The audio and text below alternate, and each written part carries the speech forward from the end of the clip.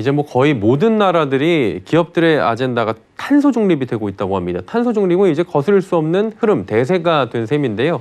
그런데 대통령 직속 탄소중립위원회가 내놓은 2050년 탄소중립 시나리오의 초안이나 또 국회에서 통과된 탄소중립 기본법에 담긴 2030년 감축 하한선을 놓고 경제계에서는 우려의 목소리가 나오고 있다고 합니다. 가장 큰 이유는 경제적 부담이 된다, 이런 부분인데요. 하지만 우리나라 경제가 기후변화에 대응하지 않을 경우에 그 피해가 훨씬 더 크다는 연구 결과도 나오고 있다고 합니다. K외대 반기성 센터장과 함께 이 이야기 자세히 나눠보도록 하겠습니다. 어서 오세요. 네, 안녕하세요. 네.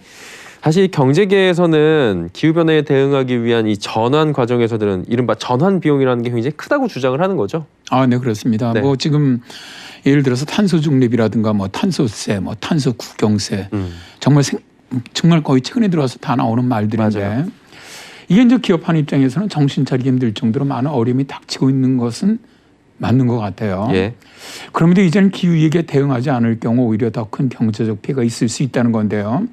유럽중앙은행은 최근 경제 전반 기후 스트레스 보고서에서 기후변화를 막기 위한 새로운 정책이 도입되지 않는다면 자연재해로 인한 유럽 국내 총생산 손실이 10%에 달할 수 있다라고 주장을 했는데요. 그러나 어렵다고 하더라도 기후변화를 막기 위해서 이제 전환할 경우 전환 리스크에 따른 GDP 손실은 2%에 불과하다고 합니다.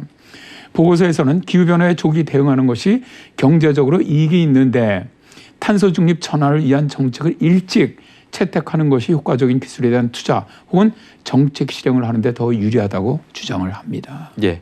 근데 유럽 같은 경우에는 좀 일찌감치 기후변화에 대응한 탄소 중립 정책을 진행해 왔잖아요. 그러다 보니까 이런 결과가 좀 나오는 거 아니겠어요? 아닙니다. 사실 우리나라 같은 경우도 이제 온실가스 배출량을 줄이는 정책을 펴면 펼수록 우리나라도 이익이다, 이런 보고서가 있습니다. 아, 그래요? 글로벌 회계 및 컨설팅 그룹 딜로이트 경제연구소는 기후변화 경제보고서인 아시아 경제의 터닝포인트, 기후행동은 어떻게 우리의 미래 경제를 이끌 수 있을까를 발표를 했어요. 예. 그 안에 이제 한국 경제의 터닝포인트 내용이 있습니다. 그 내용을 보면 온실가스를 줄이지 않고 지금의 온실가스 배출량을 그대로 유지를 할 때 2050년까지 발생할 경제적 손실의 규모가 232조 원으로 앞으로 30년간 해마다 평균 GDP의 0.4% 손해를 볼 것으로 예측을 했습니다. 그리고 2070년에 가면 손실 규모가 무려 935조 원으로 늘어나는데 2070년 예상 GDP의 무려 2.5% 수준이나 됩니다. 온실가스 배출량 그대로 유지한다고 하니까 매우 쉬워 보여도 그렇지는 않습니다. 왜냐하면 많은 저감 노력이 필요해요. 그것조차도. 예. 근데 만일 우리가 이런 노력조차 하지 않는다면 경제적 피해는 더블 이상이 될 것이라는 거죠. 근데 2070년도에 기후 변화로 인한 한국 경제 손실액이 뭐 935조 원, 한 1,000조 원이 육박한다는 건데 이거는 진짜 1년 예산도 넘어서는 수준이잖아요. 과다 계산 아닌가, 이런 생각도 드는데 어때요? 일단 뭐 딜로이트는 그렇지 않다라고 주장을 합니다. 많은 사람들이 경제적 사고와 현재 사태를 잘못 이해하고 있다고 얘기를 하는데요. 예. 많은 경제 예측들은 세계적인 기후위기 대응 노력에 빠져 있고 또 기후위기로 인한 피해도 반영되고 있지 않다는 거예요. 딜로이트는 우리나라에 대해서 한국은 농업 집약적 국가에서 기술 혁신의 글로벌 선도국 위치까지 빠르게 성장을 했고 많은 경제의 변화를 경험을 했는데 이로 인해서 경제적 발전은 큰 성과가 있었지만 반대로 대가가 뒤따랐다는 것이죠. 예. 21세기 들어 에너지 수요는 55%나 증가했는데 그 대부분을 석탄 혹은 석유 등 화석 연료로 충당을 하면서 지구에서 11번째로 많은 온실가스를 배출하고 1인당 배출량은 세계 5위의 기후 악당 국가가 되었다는 것이죠.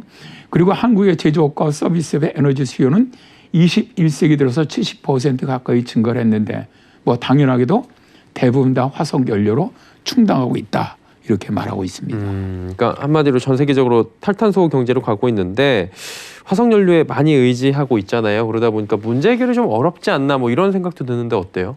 그러나 이제 어려움에도 불구하고 딜로이트가 얘기하는 것은 예. 뭐냐면은 급격한 탈탄소가 더 많은 경제적 이익을 줄 것이라는 거죠.